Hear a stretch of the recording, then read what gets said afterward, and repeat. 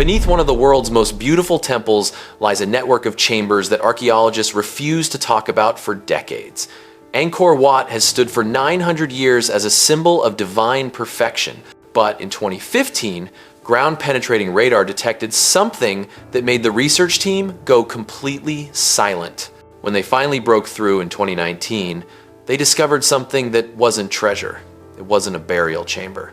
It was something that completely rewrote what we thought we knew about the Khmer Empire. The local workers refused to go near it. Some quit on the spot. By the end of this video, you'll understand why. But first, we need to go back to where it all began. 900 years ago, in the heart of the Cambodian jungle, King Suryavarman II had a vision that would consume the next 3 decades of his life. He didn't want to build just another temple.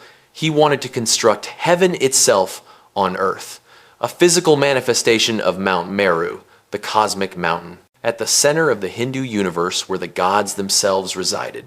Angkor Wat represents something that modern architects still can't fully explain. The temple complex covers over 400 acres. That's roughly the size of Vatican City. The sandstone blocks, each weighing up to 1,500 kilograms, were quarried from Phnom Kulen, over 50 kilometers away. We're talking about millions of these blocks, transported without wheels, without pulleys, without any of the technology we'd consider essential for such a project. The engineering precision is staggering. When modern engineers examined the joints between these massive stones, they found gaps so tight that you can't slide a piece of paper between them. No mortar, no cement, just perfect mathematical precision that has survived 9 centuries of monsoons, earthquakes, and the relentless grip of jungle roots. Angkor Wat isn't just architecturally perfect, it's astronomically perfect. The temple is aligned precisely with the spring equinox. Its measurements encode the cycles of the cosmos. The causeway from the entrance to the central tower aligns with specific stellar formations. This wasn't just a temple. It was a calendar, an astronomical observatory, and a 3-dimensional map of the universe, all carved from 5 million tons of sandstone. For centuries, pilgrims climbed its steep stairs, each level representing their ascent from the earthly realm through the spiritual planes toward the divine. The 5 towers represented the 5 peaks of Mount Meru. The moat surrounding the complex symbolized the cosmic ocean. Every single element had meaning. Every carving told a story. But beneath all that symbolism, beneath all that divine perfection, the Khmer builders were hiding something, and they went to extraordinary lengths to make sure it stayed hidden. For generations, the people living around Angkor Wat knew something that outsiders didn't. They knew which parts of the temple to avoid. They knew where the ground sounded hollow when you walked across it. They knew about the sealed passages, the bricked-up doorways, the sections where the air felt heavy and wrong. This wasn't superstition. This was inherited knowledge, passed down from the workers who built the temple, warning their descendants, don't dig here, don't ask questions. Some doors are meant to stay closed. When Henri Mouhot stumbled through the Cambodian jungle in 1860, he thought he was looking for butterflies and rare plants. Instead, he found something he described as more impressive than anything left to us by Greece or Rome. His sketches and journals caused a sensation in Paris. Suddenly, everyone wanted to know about this lost civilization. Most people don't know that Mouhot's original journals contained passages that were never published. Sections describing corridors that ended at smooth walls that didn't match the temple's original construction. Passages filled with mortar of unusual thickness, as if someone had sealed these halls from within with great urgency. In his private notes, later discovered in French colonial archives, he wrote about local guides who refused to enter certain sections, about areas where his compass spun wildly, unable to find north, about chambers that seemed to exist in the building's symmetry but had no visible entrance. As restoration efforts began in the early 20th century, workers started reporting strange occurrences, tools disappearing, sudden illnesses among crews working on specific walls. There were sections of the temple where lanterns would flicker out for no reason, where the temperature would drop dramatically in the space of a few steps. French colonial administrators documented these incidents but dismissed them as local superstition. But the reports kept coming, and they all centered around the same area, the Western Causeway and the Central Sanctuary, the holiest spots in the entire complex. The Khmer workers had a name for these zones.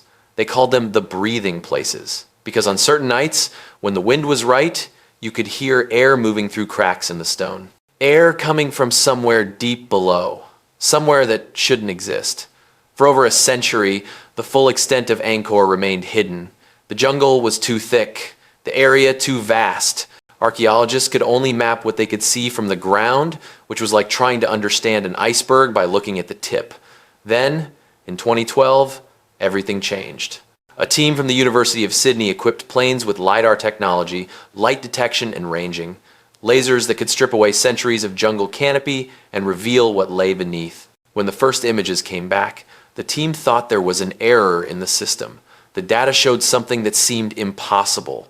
Angkor Wat wasn't a temple in a jungle. It was the centerpiece of a sprawling medieval megacity that stretched across thousands of square kilometers. Intricate canal systems, massive reservoirs, road networks laid out in perfect grids, neighborhoods, suburbs, industrial zones.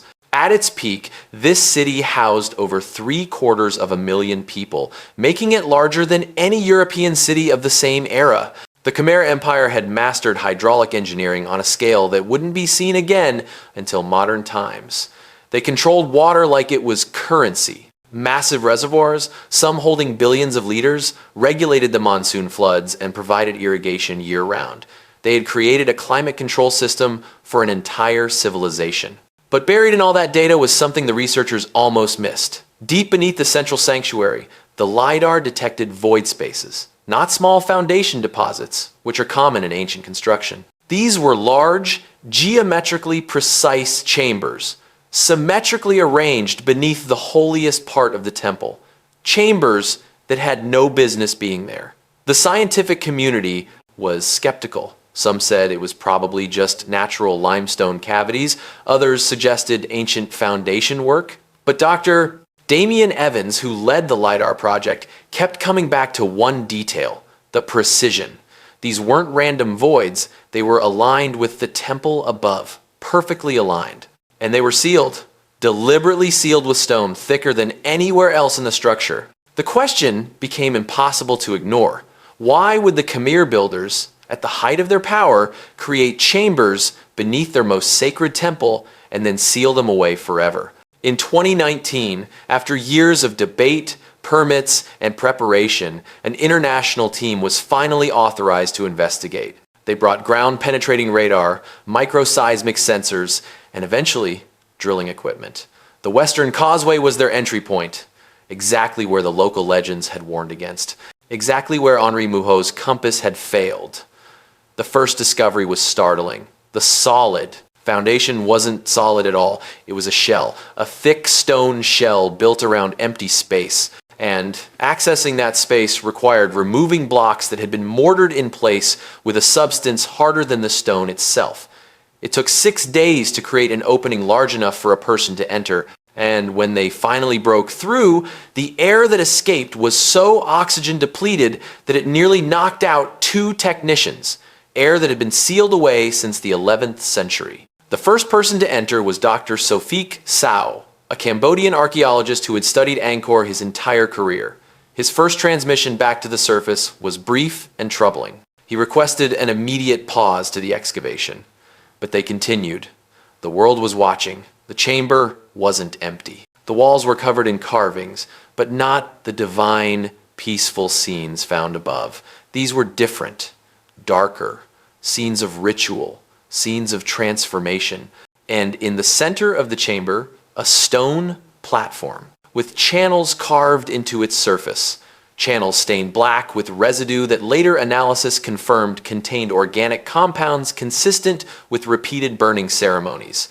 The inscription stopped everyone cold. Carved in ancient Khmer and Sanskrit, running around the entire chamber like a binding spell. The translation, verified by 3 independent linguists, spoke of foundations that must be maintained, of balance that must be preserved, of seals that must never be broken. The exact wording remains classified, but the message was clear. The builders wanted this chamber to remain hidden forever. The Cambodian government and the international archaeological community made a joint decision: seal it back up. The official reason? preservation concerns, and respect for sacred spaces. No peer-reviewed papers have been published about what was found inside. No photographs have been released to the public.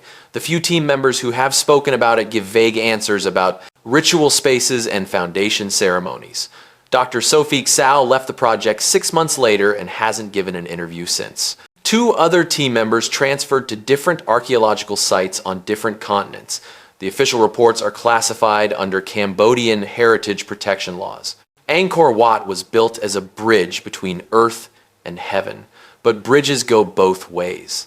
And the Khmer builders, in their obsession with perfection, with creating a physical manifestation of the cosmos, understood something profound about balance. That to reach the divine, to build something truly transcendent, requires more than just stone and engineering. It requires intention, purpose, and sometimes that purpose includes elements we're only beginning to understand. The chamber exists. The inscriptions are real. The warnings carved by people 9 centuries ago still echo through those sealed passages. And the question that keeps archaeologists awake at night is simple. What exactly were the Khmer builders keeping down there? And more importantly, why did they believe it was so crucial to keep it sealed? Angkor Wat still stands, beautiful and mysterious as ever, drawing millions of visitors who walk its sacred halls, never knowing what lies beneath their feet. The temples reach toward heaven, while something else, something the builders deemed necessary to lock away forever, waits in the darkness below. And maybe, just maybe, that's exactly how it should stay. If this hidden history fascinated you, smash that like button right now. This is exactly the kind of mystery that mainstream documentaries won't touch, and your support helps us dig deeper into stories like this. Subscribe and hit that notification bell because next week, we're uncovering another archaeological discovery that scientists are actively trying to keep quiet. Drop a comment below. Do you think they made the right choice sealing that chamber back up? Or should the truth be revealed no matter what? And if you want more hidden history that'll make you question everything, click that video on your screen right now. Let's keep exploring together.